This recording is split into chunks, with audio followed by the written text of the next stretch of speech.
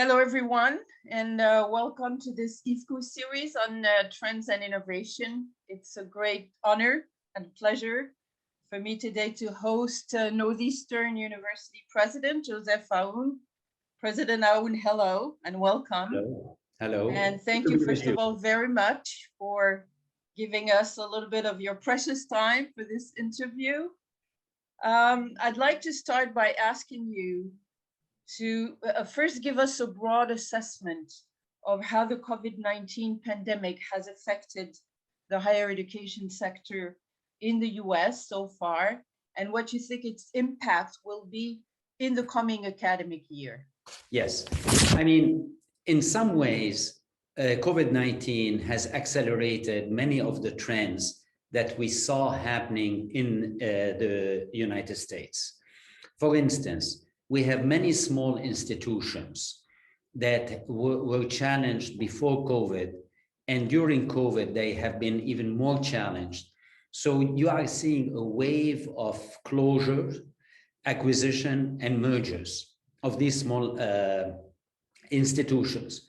And this trend is going to be continuing. And so the COVID accelerated this aspect.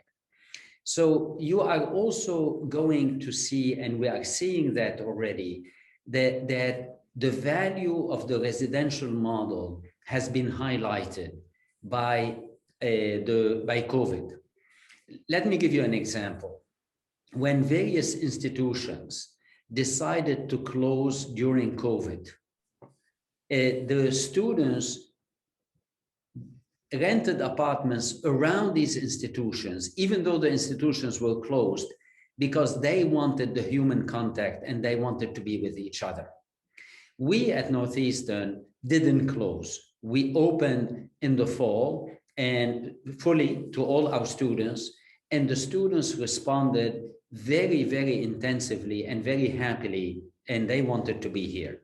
So paradoxically, the residential model was reaffirmed during this period. The third aspect that is very interesting from this point of view is that every university, every college, every higher education institution moved last spring into a virtual domain. They became all virtual. We all became virtual. And we moved to online by brute force, which means that most of the institutions, the overwhelming majority of institutions, were not ready for this transition. So this was a bumpy transition, but it allowed those institutions and all institutions to be more comfortable with the online education. And then you saw a wave, a second wave, where some institutions started not only mastering the medium, the online medium, but also innovating. We launched new programs that were much more student focused during this period. And we designed programs that were hybrid, that will allow a student to be here when she can or when they can, and not to be here if they have any issue. You saw also the universities offering asynchronous curricula, etc., etc., etc. So the third aspect is precisely the fact that online became ubiquitous. Online started on a bad footing, but then little by little, universities and higher education institutions became more at ease with this medium and started innovating. The other aspect that you saw is that during this period, there was a kind of the customer, namely the learners and their family, started focusing more on the value of higher education. And they asked, if my experience is only online, why am I paying a full price? So you saw this aspect, and this led many universities to start offering online courses that were very rich in terms of the human contact, in terms of engagement, in terms of coaching, and in terms of becoming more personalized to the need of the students. So that's another aspect that we had. And so I can stop here because otherwise I'm going to spend the whole discussion focusing on that. But I do have other questions. You had other questions. So those are some of the trends that we saw, and we are going to see other trends too. And I'll be happy to discuss them when I'm answering other questions. But just to pick up a little bit on this one, then in other words, you don't foresee a massive switch to 100% online teaching, as was pretty much predicted, if you remember, in the first few months of the pandemic. You're saying that, in fact, the residential model got reinforced in its legitimacy as well. So you don't foresee a massive switch to distance learning then? No, I foresee that, quite the opposite, that universities are going to use online to have a hybrid model, but that the learners and the students want the experience that is residential. They want the human contact. Why? Because they realized that, and the students and the families realized that learning doesn't happen in the classroom only. It's happening by interacting with other students, by interacting with students coming from different horizons, different disciplines. That's the notion of clubs that they launch, the notion of creative endeavors that they launch outside the classrooms. And that's what we see. Quite the opposite. I think there will be a role for online, but all the predictions that said this is the demise of the residential model, in fact, proved inaccurate. Okay.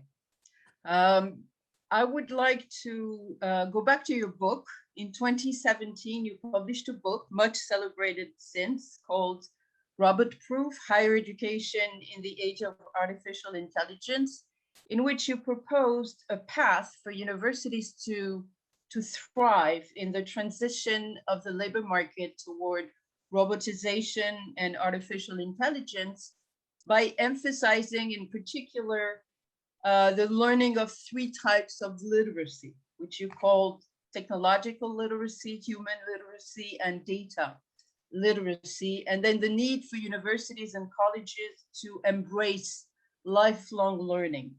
And the question I want to ask you is, how do you reflect today, over a year into the COVID crisis, on this need to update the model of higher education that you described in the book? Has the crisis modified, accelerated, or affected in any other way the developing trends that were the context of the book 4 years ago? In many ways, as you know, COVID-19 was a wake-up call for higher education. In what way? In some ways, higher education created an environment, a campus environment, where the world was the campus. And here comes COVID. It appended that.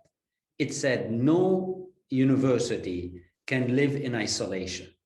The model of learning that most universities have is based on essentially a traditional curriculum where you are dispensing courses and the faculty is at the center. Suddenly we are all swept by COVID-19.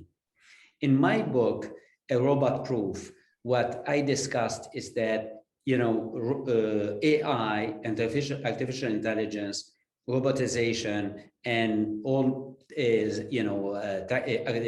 inorganic systems, namely computers, etc., are challenging us because they are getting at some functions better than us. So essentially, the purpose of higher education is to help people become robot-proof. And as you said, in order to become robot-proof, it's a journey. you need to start by mastering what I call the humanics, namely the integration of three literacies: a tech literacy, understanding machines and how they function, understanding data, namely the product of these machines, and focusing on what we humans do that machines do not duplicate easily for the foreseeable future: the ability to be innovative, the ability to be creative, entrepreneurial, the ability to understand body language, to work with other people coming from diverse backgrounds, the ability to have teamwork, the ability to be culturally agile, global, etc. So essentially, the book was centered around the idea that understand machines, understand the interface between machines and human, and focus on what humans do that machines cannot duplicate. And the COVID-19 in many ways reinforced this aspect and modified it. How did it reinforce this aspect? Because I said in the book that if you teach somebody entrepreneurship, creativity, innovation, and you give them all the books about this subject, they are not going to become entrepreneurial or innovative. And if you talk about teamwork, if you talk about cultural agility, you have to live there. And how do you live them? Through experiential education. So for instance, at Northeastern, we have a system where the students go for 6 months on internships, long-term internships, and they're embedded in a company or an NGO. And then when they are fully functioning there, if you want, with activities, with a job. And then when they return, we integrate this, what they have done there, in the classroom experience. So that's the experiential model in a nutshell. Well, COVID highlighted that, the power of the experiential model, because even during the period when everybody went home and people couldn't work from in an office or in a company or an NGO, we saw that in those internships that we call co-op were still in demand, and they were even in an online way. Even in online, we had online internships. What also happened with COVID is that it allowed us, and that's something that I didn't stress enough in the book, and we are stressing now, is that any learning has to be in a context. Namely, it cannot be in a campus by itself. And that's the power of experiential education. Namely, no matter what you say, the world is not in a binary distribution. On one side, you have machines. On the other side, you have humans. And on one side, you have machines. On other sides, you have humans. And it's mediated by a context. So let me give you an example. There is you all heard about the Black Lives Matter in the United States and systemic racism. Now, the Black Lives Matter movement became global. It doesn't mean that in France or in Germany or in England or in Portugal or in Spain or in Africa or in the Middle East or in Canada or Latin America, wherever, that people understood and lived the Black Lives Matter in the same way. But what they really resonated with is that systemic racism is not acceptable, and systemic racism had different manifestations in different countries. So if you want to study systemic racism, you cannot say to yourself, I understand systemic racism because I lived it or I studied that in France or in Portugal or in Nairobi or in Cape Town or in Colombia or wherever. You have to understand also the individual manifestations of that. And that, what I am saying is simply that context is going to be relevant for the human-machine interface and human-human interface. And that's what COVID has accelerated too in terms of our understanding. Universities cannot build curricula in isolation, and experiential education has to be diverse. Namely, you have to immerse yourself in different and diverse contexts. So this is clearly the path that you think universities should follow. But then in the reality of things, how likely do you think this is to happen? And do you think that the COVID-19 crisis will or will not, that's for you to say, serve as a wake-up call and then prompt universities to engage on that path more than would have been the case without the pandemic? Look, the higher education in one country or worldwide is not monolithic. You know, you have people different in the United States, for instance. You have the higher education system is diverse. You have public universities, private universities like Northeastern University. You have small liberal arts colleges, you have religious colleges, you have Catholic colleges, etc., etc. So we value this diversity. I don't foresee that all universities are going to move in one direction or another, but I can foresee that some will, and we are seeing that because we are in discussion with many other institutions. They want to integrate and magnify the experiential component in their ethos, in the way they are teaching. But also, more importantly, the students after COVID-19 are very much engaged in the world. And we are seeing that because, you know, they are engaged in movements against systemic racism. They want to cure the world from disease. They want to focus on the environment and provide solutions for the environment. So if we in higher education are not providing them with the context that will allow them to really impact the world that they are part of, they will turn away from higher education. They will look at it as being non-relevant. The world is too interesting to ignore, as I often say. And the students are showing that, and the beauty of the experiential education model is precisely you need to integrate the classroom experience with the world experience. How about teaching? I want to distinguish teaching on one hand and researching on the other. And again, talking about the perhaps longer term impact of the pandemic.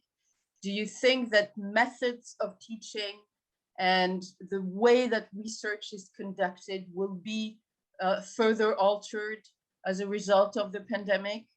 In some ways, the change in terms of teaching, let's take teaching first, is the change in terms of teaching, as I mentioned, in terms of the media, namely the medium of transmission is changing.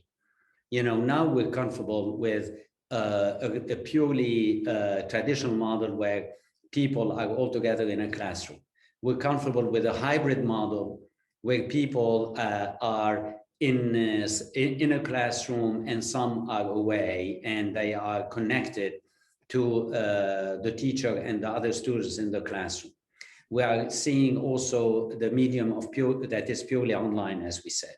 So from those various media are being now part, you know, we are comfortable with and are being integrated in teaching. So now from a content perspective, the world and not only the students are in tune with the grand challenges that society is facing, the global society is facing. We talked about systemic racism, we talked about public health issues, pandemics, we talked about the environment, we talked about inequality, etc.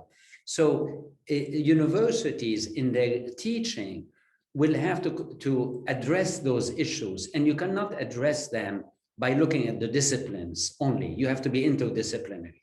So if you study, the environment, you need not only people who are scientists focusing on the scientific aspects of the environment. You are going to need economists. You are going to need ethicists.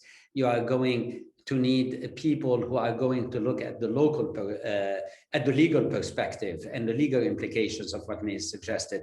So more and more we are going to see, in terms of teaching, interdisciplinary teaching happening, and we are seeing also a move towards personalized education. What do I mean by that? Namely, usually traditionally, the faculty is at the center, they teach, and then the students have essentially to absorb. That is already antiquated, but there is something more. We are seeing now with something called personalized learning, where essentially each student can run and can move at their own pace, can interact with others within and outside the classroom. And then what counts is not the fact that they are taking the classes, but essentially at the end of any curriculum, what do they get? It's competency-based, it's personalized and competency-based.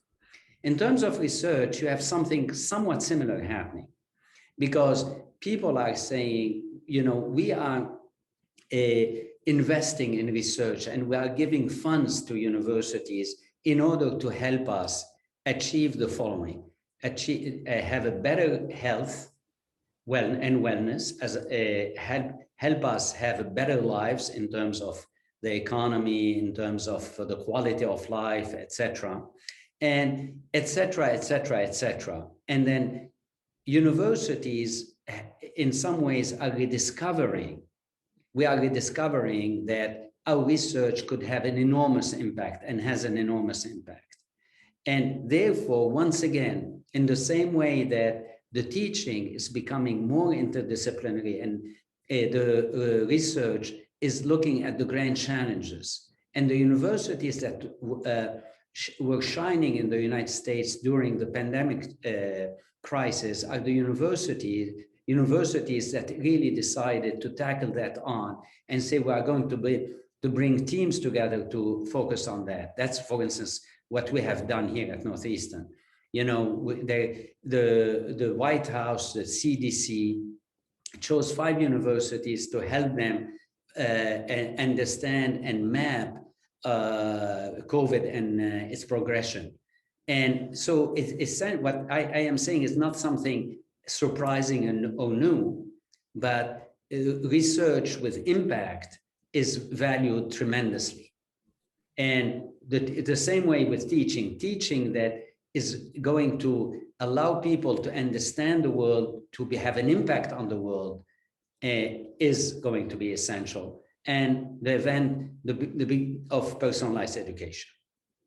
But regarding research, for example, do you think the incredible collaborative effort of research that we saw on a global scale, especially in the first few months of the pandemic, just to discover more about the virus that was apparently an unknown phenomenon among scientists, which was really unprecedented. Do you think that perhaps created a momentum that is going to transform into a longer lasting trend in terms of worldwide collaboration, perhaps?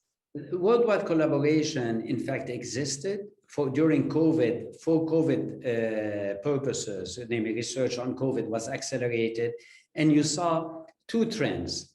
A trend more pushing more towards nationalism and towards more closing the collaboration. Another trend saying, no, we cannot do that, you know, and the trend that is prevailing is the trend of collaboration. But you cannot guarantee that this will exist forever. Why? Because you have political interference. But I mean, you saw an enormous collaboration during this period among universities, and not only among universities. What is interesting is between companies and universities, pharmaceutical companies and universities. We were involved with pharmaceutical companies that were racing to get the vaccines. So the collaboration is going in all directions, and that is healthy and that is good, and that is needed. And in some ways also the COVID-19 highlighted the good impact and the great impact that research could have on society. Because the work that has been done by universities and by companies together led to the discovery of vaccines. And that's great. Okay, I have 3 more questions, but we can go over them briefly. All right, the first one is about the mental health and well-being of students. And I wanted to ask you if you think that it will be affected, lastingly affected as a consequence of the pandemic, and if that's the case, what role universities should play in this respect in future years? Open up your universities, bring the students back. That's what I would say immediately, because all the wellness and the mental health issues were acute because people were isolated. Students cannot afford to be isolated, do not want to be isolated. And they need a support system. And the support system is given by the university, by the friends, by the families, and by the peers at the schools. When universities closed and when schools closed, this was very, very detrimental to the mental health of the institutions and to the mental health of the students. That's why we decided not to close and we opened in the fall. We didn't know where we were going, but we said the first imperatives for us to provide an environment where the students, that we have interaction, have wellness, have health, and have safety, and we tested all the students every 3 days. We tested, but that wasn't enough. We focused on having joy campaigns where the students can interact with each other. The students can interact with the faculty, with the community, etc. in a limited way. We have to reinvent it. So my recommendation, do not close your universities. Do not close the colleges. We need each other. And the students are showing us that the demand for this interaction is enormous. Another question is, some voices are rising to say that if university college education is going to focus more and more on skilling, reskilling, soft skills, transferable skills, technological education, then there are alternative options such as corporate training, for example, on-the-job training that are developing at amazing speed, and it's been the case for quite a few years already. And then this raises the question of what will be the relevance of universities in the future, or what makes universities better equipped to provide these skills than corporations, for example. Yeah, as I mentioned in robot proof, we are machines and technology is advancing, and it will make us more obsolete. Therefore, we need to reinvent ourselves. We need to reskill ourselves. We need to upskill ourselves. And that means that we need lifelong learning. In the United States, the overwhelming majority of learners are lifelong learners. The undergraduate population is dwindling. Why? Because we're an aging population. It's the same in many continents. Therefore, you are facing a situation where there is an enormous demand for lifelong learning. People need to reinvent themselves. Higher education neglected that, looked at lifelong learning as a second-class operation, saying, you have colleges of continuing education, etc., but they are really second-class operations. That's an opportunity now for us in higher education to show the whole world that we are needed more than ever, because we are the ones who can help people reinvent themselves, upskill, reskill, and retool. Now, what about companies? Well, many companies tell us, look, we are doing it even though it is not our core competence, because you are not doing it. So that's point one. Okay, so if we meet the need and if we allow people to reinvent themselves, that we will be able to reaffirm the relevance of higher education. The second thing is that you cannot rely on companies only. Why? Because you have gig economy. Namely, you have people who are self-employed. Who's going to help them reinvent themselves? If universities do not view that their core mission is to help educate people for life, and not only between the age of 17 to 22, we are failing society. And that's the enormous opportunity that we have in higher education. The world needs us. People need to reinvent themselves. You are not determined by your first degree in college. You are determined by what you want to do and the opportunities you want to choose to reinvent yourselves. And we are here to help you do it.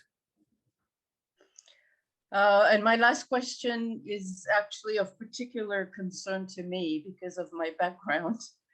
And it's about the humanities. What do you think will become of the humanities in the sense of the pursuit of knowledge for its own sake and for self-development, that after all has been one of the core missions, if not the core mission of universities for centuries? I have to say I'm personally worried about that. Yeah, well, this is why I mentioned humanics, which is the integration of three literacies: tech literacy, data literacy, and the human literacy. What is human literacy? Is understanding others, understanding how people connect with each other, how, understanding power, understanding inequality, understanding racism, understanding ethical and non-ethical behavior. All these are the purviews of human literacy. And that's, what I'm calling human literacy is essentially what you are calling humanities, but we are not divorcing them. We are not divorcing human literacy from the world. After all, if you think about why we are interested in humanities, because we want to understand the human experience. The human experience doesn't happen in a vacuum. It happens when there is inequality, when there is a pandemic, when there is racism, when there is collaboration, when there is creativity, when there is a diversity. So if you help people understand those uniquely human dimensions, you are reaffirming humanities. But humanities has to be in tune with the world. President Aoun, thank you so very much. This has been enlightening, extremely stimulating. I really, really thank you. And why not? I hope to host you in a future IFCU event. Absolutely. Thank you, Corinne. It was good to be with you. À bientôt, j'espère. Wonderful. À bientôt. Thanks a lot. Thank you.